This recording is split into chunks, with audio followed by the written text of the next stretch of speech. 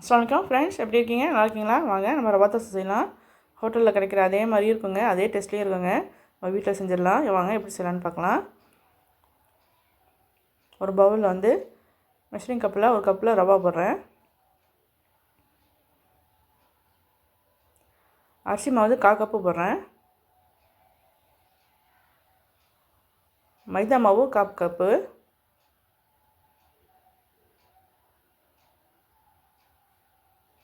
உப்பு தேவையான அளவு போட்டுடலாம்.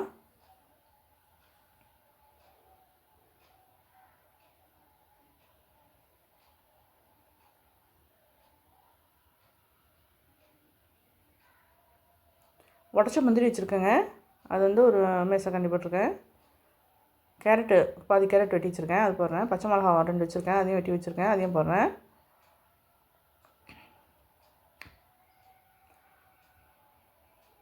வெங்காயம் இப்போ போடுறது இல்லைங்க, இது வந்து எண்ணெயில் வதக்கி பாதி வெக்காட்டில் போடணும் நம்ம, அப்போ தான் ரொம்ப டேஸ்ட்டாக இருக்கும். பெருங்காயத்தூள் கொஞ்சம் போடுறேன்.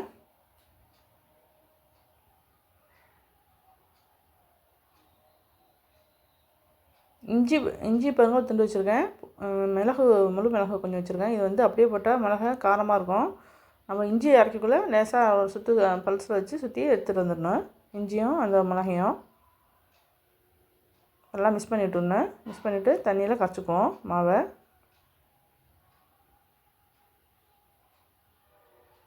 நல்லா ஊறணுங்க, கரைச்சோடனே நம்ம வந்து சுற்ற முடியாது. ரவா தோசை கொஞ்சம் ஊறணும், 1/4 மணி நேரம் கண்டிப்பாக ஊறணும்.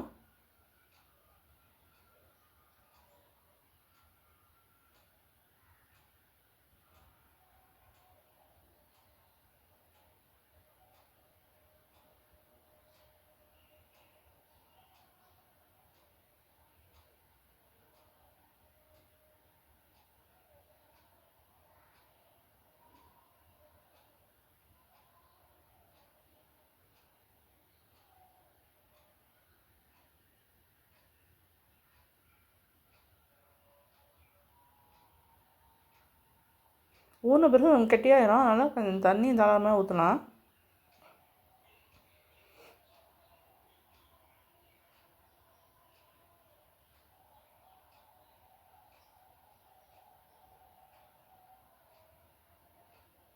கால் மணி நேரம் கண்டிப்பாக ஊறணுங்க. ஊறின பிறகு அப்புறம் பார்ப்போம். கால் மணி நேரம் பாருங்கள், திக்காயிடுச்சு பாருங்கள், ஊறிடுச்சு.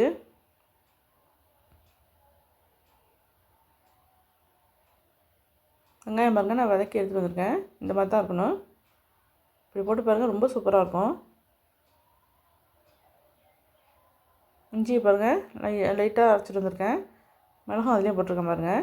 இப்படி போட்டால் நம்ம கடிக்கும் போது காரம் ரொம்ப இருக்காது.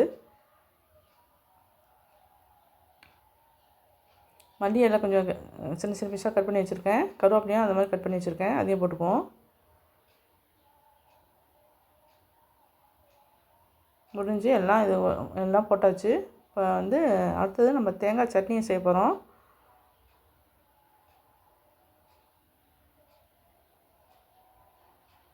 திக்காயிடுச்சு பாருங்கள், இன்னும் கொஞ்சம் தண்ணி ஊற்றிக்கலாம். ரொம்ப ஊற்றக்கூடாது, திட்டமாக நார்மலாக ஊற்றிக்கணும்.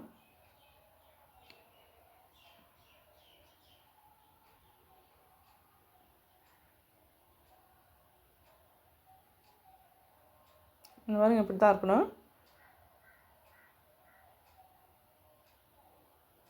தேங்காய் சட்னி அரைக்கலாம். பாருங்கள், தேங்காய் வந்து 4 கித்து வச்சுருக்கேன், சின்ன சின்ன கட் பண்ணி வச்சுருக்கேன், அது போட்டுருவோம் மிக்ஸி போனில். உப்பு கொஞ்சம் போட்டுக்கலாம் தேவையான அளவுக்கு. பொட்டுக்கடலை 2 மேஜைக்கரண்டி வச்சுருக்கேன், அதையும் போட்டுக்குவோம். பூண்டு ஒரு பல்லும் பச்சை மிளகாவும் வச்சுருக்கேன். தேங்காயும் பொட்டுக்கடலையும் கொஞ்சம் அரைச்ச பிறகு 2யும் போட்டுக்குவோம். பூண்டு போட்டு செஞ்சு பாருங்கள், ரொம்ப சூப்பராக இருக்கும். இப்போ ஒன்றே போடக்கூடாது, இது அரைஞ்சி கொஞ்சம் நான் பாதி அரைஞ்ச பிறகு அதை போட்டுக்கலாம். பாருங்கள், நான் வந்து தாளிப்பு கரண்டியில் எண்ணெய் ஊற்றி கடுகு உளுத்தம் பருப்புலாம் போட்டு கருவேப்பிலை போட்டு தாளிச்சிட்டேன். தாளித்து இந்த சட்னியில் ஊற்றிருக்கேன். இந்த சட்னி ரெடி ஆகிடுச்சு.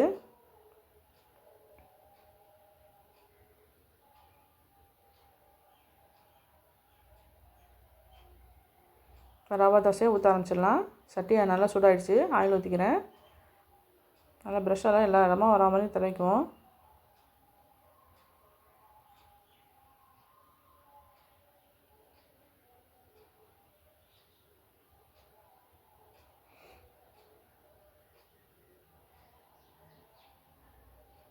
நல்லா கலக்கி விடணும். கலக்கி விட்டு தான் நம்ம ஊற்றணும். ஒவ்வொரு தோசை ஊற்றும் போதும்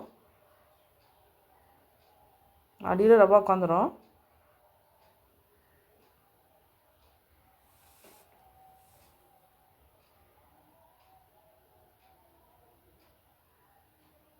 கொஞ்சம் ஓட்ட ஓட்டையாக தான் இருக்கணும். அப்போ தான் நல்லா கிறிஸ்பியாக வரும்.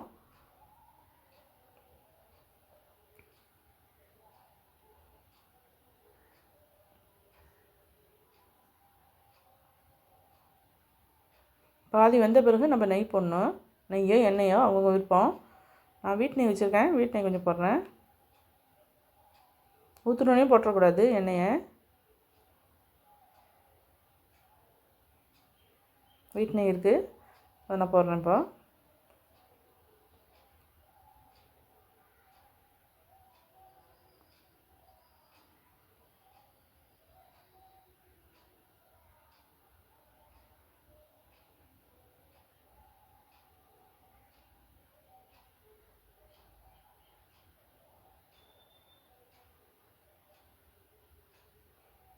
இதேமாதிரி செஞ்சு பாருங்கள். ரொம்ப ரொம்ப சூப்பராக இருக்கும். ஹோட்டலில் சாப்பிட்டா அதே ரவா தோசை மாதிரியே இருக்கும்.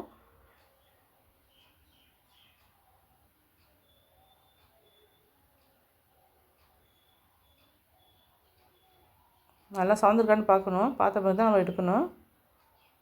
நல்லா சூப்பராக இருந்துச்சு பாருங்கள். எவ்வளோ கிறிஸ்பியாக இருக்குது பாருங்கள். இப்போ இன்னொன்று ஊற்றி காமிக்கிறேன்.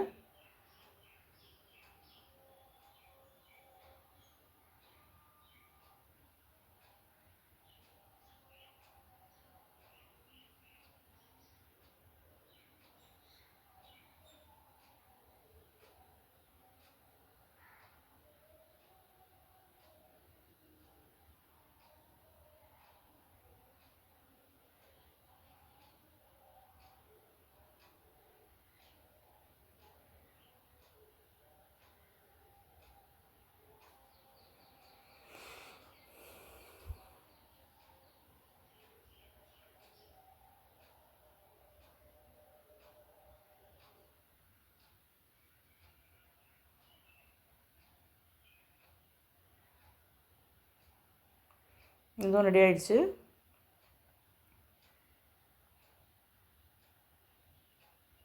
இன்னும் சூப்பராக இருந்துச்சு பாருங்கள். எவ்வளோ கிறிஸ்பியாக இருக்குது. சாப்பிடும்போது அவ்வளோ டேஸ்ட்டாக இருந்துச்சு. வாங்க, நம்ம பண்ண தேங்காய் சட்னியும் ரவா தோசையும் ரெடி ஆகிடுச்சு. ரொம்ப ரொம்ப சூப்பராக வந்திருக்குங்க. இதே மாதிரி நீங்கள் செய்யுங்க. செஞ்சு பார்த்துட்டு எப்படி இருக்குன்னு சொல்லுங்கள். கமெண்ட்டில் சொல்லுங்கள். லைக் பண்ணுங்கள், ஷேர் பண்ணுங்கள், சப்ஸ்கிரைப் பண்ணுங்கள். தேங்க்யூ ஃபார் வாட்சிங்.